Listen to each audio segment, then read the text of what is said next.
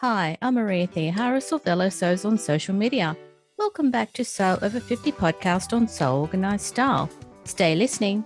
Sew Organised Style podcast acknowledges traditional owners of country throughout Australia. We pay our respects to Aboriginal and Torres Strait Islander cultures and to the elders past, present and emerging. Thanks for joining us on Sew Over 50 podcast. Sew Over 50 intersects with all communities. Nikki Sinclair, or Nick Sinclair on Instagram, is a favourite Sew Over 50 sewist that inspires great fitting clothes making and fuels the sewing engine of her fellow sewist. Today, she's here with her biggest sewing fan, Clayton Sinclair. Hi, Maria. How are you? Hi, Maria. How are you?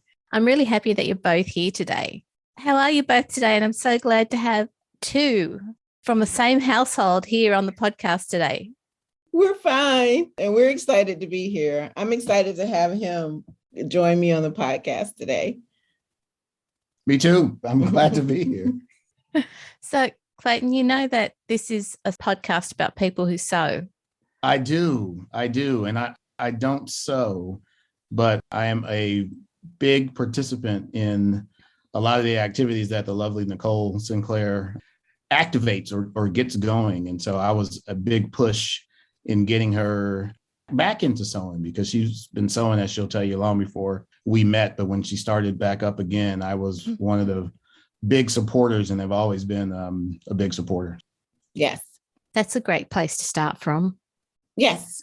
How did you develop your online name? That's a really cool question because I actually just changed my online name last year. I was going through a bit of a transformation with COVID, business transformation. My son was getting ready to leave for college, and I decided to take a class to kind of help me process through the transition. And as a little girl, my family called me Nikki. My family, my dad, my cousins, my aunts, everybody. Of course, he's the Sinclair part. So I wanted to get back to my inner child. And so I just took up the name Nikki again. And then I love being a mom and a wife. And so, of course, that's the Sinclair part. So I just kind of combined the two as a symbol of where I am in my journey right now. So I just kind of came up with Nick Sinclair. Nice. Thanks. And the Sinclair part is sitting there with you. Yes, the Sinclair part's right here. Yeah, I was just listening to make sure that the Sinclair part was me. So Oh, definitely. Is Instagram where we can mainly find you, or do you have a blog? Yes, I have a website where I kind of blog about, I'm actually a stylist in my everyday job. Ooh. So I blog about styling things for my clients, kind of on Instagram and then kind of on my website at sinclairswardrobe.com. And I also hang out on Facebook a lot because that's where all of my high school, college friends hang out. And they're trying to get me to join TikTok. So we're thinking about that one. That would be good as a stylist to do. Yes, that's what everyone is saying. It's just taking me a little bit of time to get there, I guess. Mm-hmm. Clayton was saying that you've restarted sewing. So when did you start sewing? I started sewing when I was 12. My mom passed away at that age. And my brother and I started to stay with my dad's sisters because he traveled a lot for work. And one of my aunts sewed. And so she taught me how to sew. And that's where it all began. So did you sew while you were at school, or was this outside of school that you were sewing? It was outside of school at age 12. Right.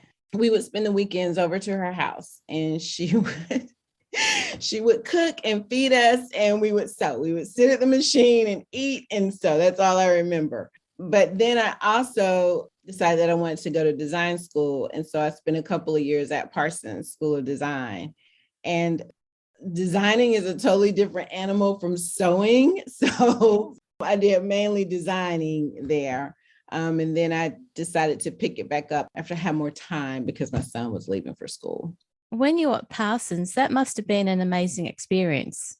It was eye-opening. It really developed me as a person. It was a very soul-searching experience. And I made a lot of friends that I still have to this day.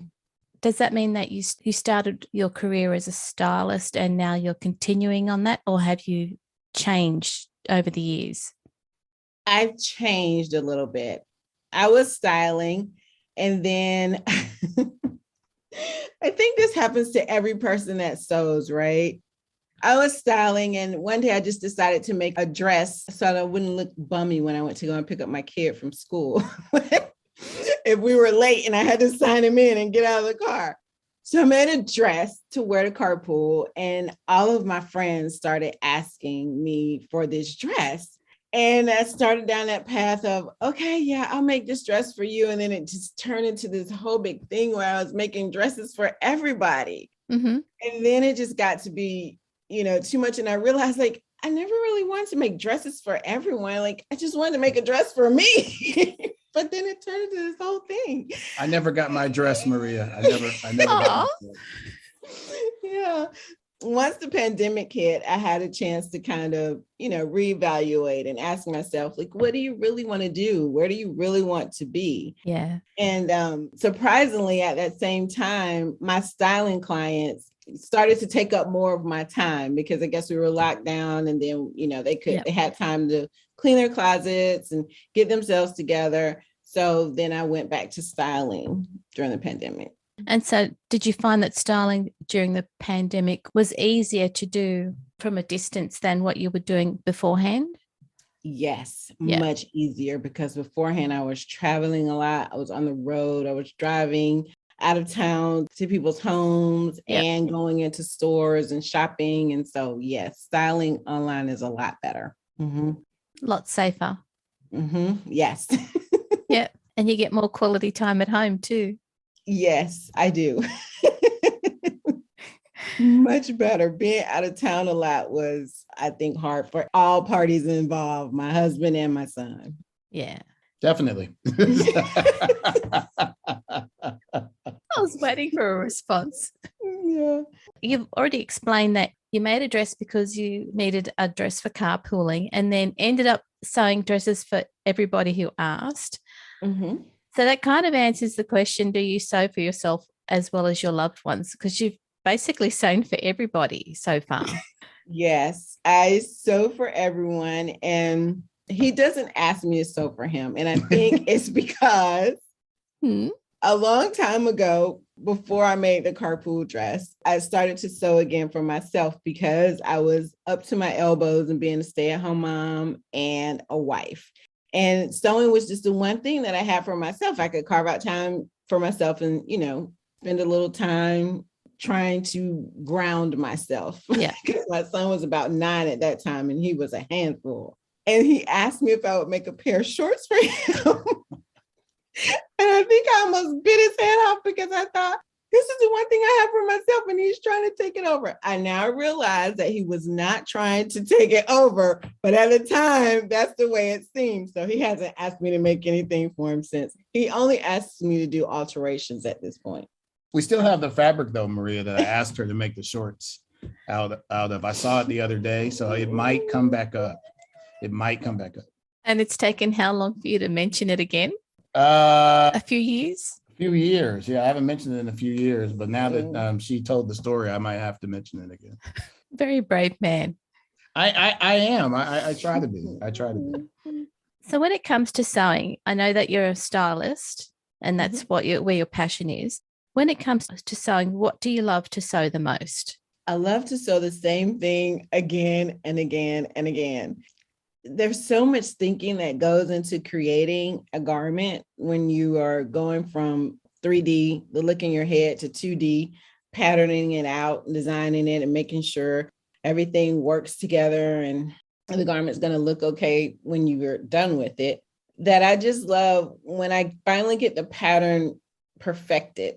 I just love making it again and again so that I can hear the hum of the sewing machine, feel the steam of the iron, and just feel the hand of the fabric. Like, that's my favorite thing about sewing, which I know it should be the other thing, but. I understand, because once you get the pattern to work, then it's like, oh, and if I make it in this fabric, what's it going to be like? And then, oh, I get it. Exactly. Are there any sewing tools or notions that you love to use the most? Yes. the vaporizing tailor's chalk, the chalk that you use and then you iron it and it disappears. That is my favorite thing in the world. Oh, I think I'll need an image for that because I've not seen anything like that before. Do you get it from Waywick? I found it on Amazon, but there is a sewing store here called ATL Fabrics. Yep. And that's where I first picked it up. It looks like the regular tailor's chalk, the actual chalk, but it's like a wax. It feels kind of plasticky. Mm-hmm. And you know what? I'm working on a piece right now, so I can show you what it looks like when I use it. So this is a cuff that I'm working on, and I marked it. But when I iron it, this disappears. Oh, the mark disappears. So I don't have to like try to get rid of it with the pencil and the chalk and use that eraser that never really worked for me. okay. Sorry, that's new to me. I'll have to look it up. Yeah. Yes, Camel's Tailor's Chalk, and it's on Amazon. Nikki, thank you for telling us about your favorite sewing tool. From the time you started sewing to how you sew now, what sort of changes have you gone through? So I started sewing at 12, and that was 50 something years ago. And I think clothes were more complicated then. You had more things that you had to sew. Or maybe it was just the way my aunt taught me. She made me line everything. Like it felt like everything had a lining, everything had a buttonhole. There were lots of buttons, zippers, and facings. That was just a lot. And it took me, 2-3 days to sew a garment. I made a pair of capri pants. They were lined. It took me a whole weekend. A vest took me a whole weekend. And I think now clothes are a lot less complicated. So I don't have to do all of that stuff to sew, but I use better fabrics now. So I think that's kind of how I've evolved. And I like better fabrics at this stage. I think at 12, I didn't really care. And I didn't know. I mean, my aunt bought all the fabrics, so yeah. We spent a ton of time in fabric stores, Maria, a ton of time. He does go to the fabric store with me. You do? I do. I love the way different fabrics feel. And she's always teaching me about different fabrics and Ponte knits, whatever that means, and all kinds of stuff. And so my only question is always, should I get a suit made out of this fabric, honey? So, but she's like, yes or no or whatever. So I love the fabric store and hanging out with her. Okay. They know him by name. Mm-hmm. Yes, they do. And they ask about me when I'm not there, which is cool. Really? Yeah. You have a fan club. I do. Mm-hmm. Where's your husband? She always comes home and says, oh, Mr. Lee at the fabric store asked where you were when you were coming back in. They even one time let me eat a cookie in the fabric store, which is a no-no, right? Yeah. They gave him a cookie. They gave me a cookie. So one of the nice young ladies there was having her lunch and had an Asian cookie. And I said, that looks great. And she actually gave it and let me eat the cookie in the store. Despite the big sign on the front of it that says no eating or drinking in the store. So I felt really blessed. Yeah. I understand where you're coming from, Nikki. I never let my husband in the fabric store. Yeah. Because he'd be pulling at my sleeve going, when can we go? Are we going? Have you? It's like, I do that too. That. I'm not proud of it, but I do that too sometimes, but I've gotten much better at just taking in the experience. Yes. And sometimes when we're out, I really don't want to bring him all the way back home and go all the way back to the fabric store. So I'm like, no, you're doing this. We're going to the fabric store. You're not going home. When she knows what she wants, she makes me sit in the car a lot of times. Okay. It's a targeted purchase. Yes. And you've got the project in mind, and that's it. You've just got to do it. Very true. The exploratory trips where she doesn't know exactly what she wants, I get to go in. But if she knows what she wants, she's zeroed in. I have to sit in the car. It's fair. That's a fair deal. That's a fair deal. Fair. Yeah, it is. Nikki, when did you discover the Sew Over 50 community? Last summer, as I was going through my transition, I decided that I wanted to do a dress a day project. I thought, okay, this would be a great thing for me to do to get back into sewing and into a rhythm of sewing. And I actually hadn't researched the sewing community that much, but I saw that everyone was using this Sew Over 50 hashtag. not being a very astute person of Instagram, I didn't realize that it was a community at that time. So I was using the hashtag because I connected with it at that time because I was going through the whole, oh, I've been a stay-at-home mom most of my life. I'm 50. What am I going to do? And then when I saw the hashtag, I connected to it because I just thought, oh, this is all the badass stuff about being 50 that all of my friends are telling me about. It just made me feel that way. And then when I started to use the hashtag, I connected with Judith and Sandy, and they were just amazing with helping me to onboard and understand the community and the hashtag, and all of the technical Instagram posts help a ton. And then I just fell in love. Judith and Sandy do this for, we've got over 39,000 followers, and they help everybody and they connect with everybody. They do. And I don't understand how they keep up with so many people. I mean, it's like they are on it all of the time. Whatever is new, whatever new person is sewing, they're welcoming them into the community. They're just amazing. Yeah, I agree. I only do this podcast twice a week. I consider myself a team member, not a team leader. Okay. Well, you're doing a fantastic job too. It's great. Thanks. You're welcome. It cuts into my sewing time, but it's worth it. It's all right.